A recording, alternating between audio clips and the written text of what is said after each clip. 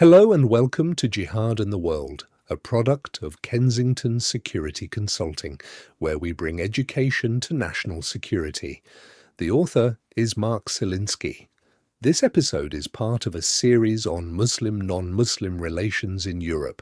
This is a Polaroid of France, 2 years, 50 years apart, namely 1968 and 2018. We selected these years because the 50-year difference offers a quick, though very incomplete, picture of France's demographic and cultural transformation. Future Jihad in the West will feature podcasts that offer examples of friction between Muslims and non-Muslims in Europe.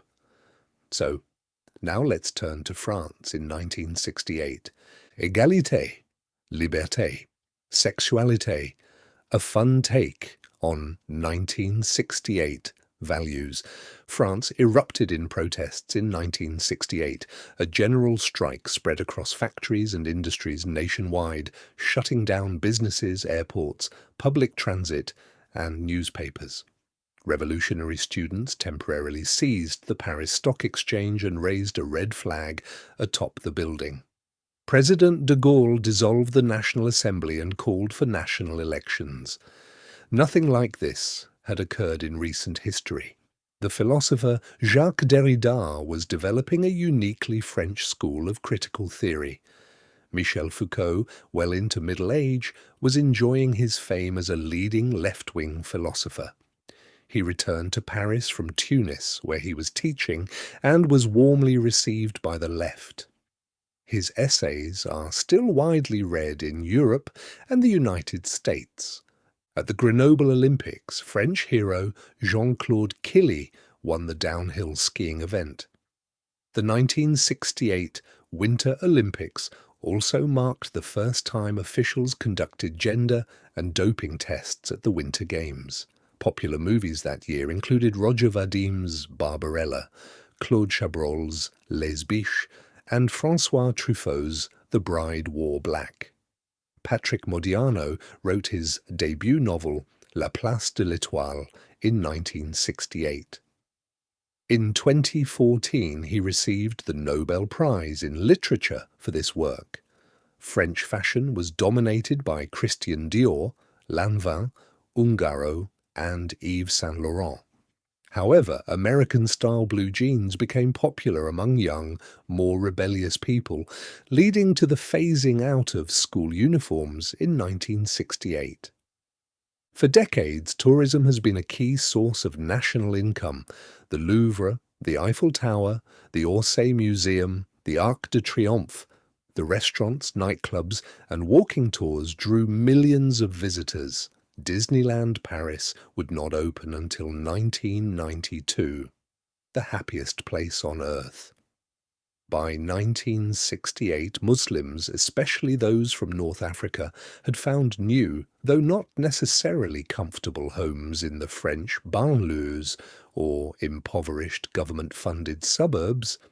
But as in Britain, many Muslims had prospered in France by 1968, even though many did not feel fully French. Others, meanwhile, were curious about the social and sexual freedoms in France that were unthinkable in the Islamic world. 2018, Paris, the city of love, had changed over 50 years. Officials built a protective barrier around the Eiffel Tower, but that did not stop angry extremists from breaching the defences and shouting Allah Akbar in an attempt to kill a soldier in 2017. Disneyland Paris hotels required body scanning for its guests. Outside the Louvre Museum, a machete-wielding man shouting Allahu Akbar attacked Korean tourists. All this gave Paris a new infamy as one of the world's most dangerous capitals, hurting tourist revenue. Many tourists booked vacations elsewhere because of constant headlines about killings there. In summer 2016, families celebrating a national holiday near the French Riviera were run over by a jihadist in a 20-ton truck. 1 year earlier, Islamists shot and gutted satirists like sheep for drawing cartoons of Muhammad.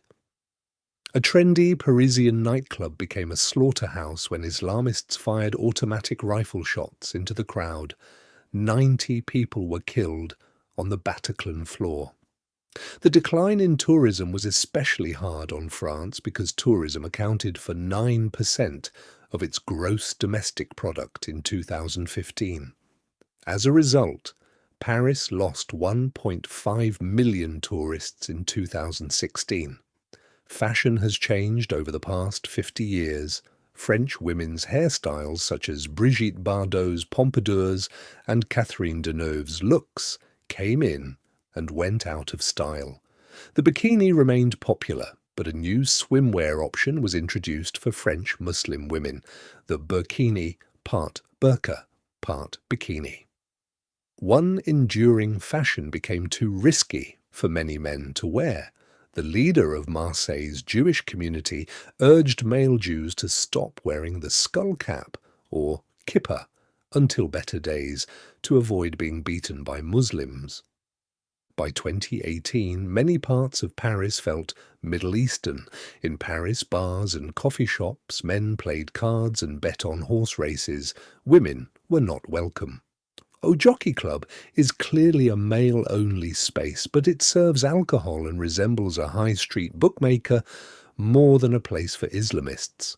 Licensed as a betting shop, it mainly drew French Arab patrons who watched intently on giant screens showing races from Deauville. The banlieues remain a world apart. The public housing projects that surround French cities, known as the banlieues, led to the declaration of a state of emergency.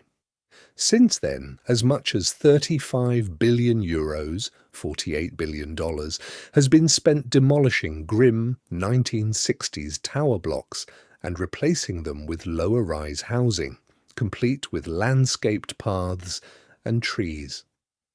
New glass office buildings have emerged in low-rent business districts. Gilles Capel, an Arab specialist, and a team of researchers spent a year in 2 areas northeast of Paris. The French are sensitive to such empirical studies, not only because they may be exploited by the far right.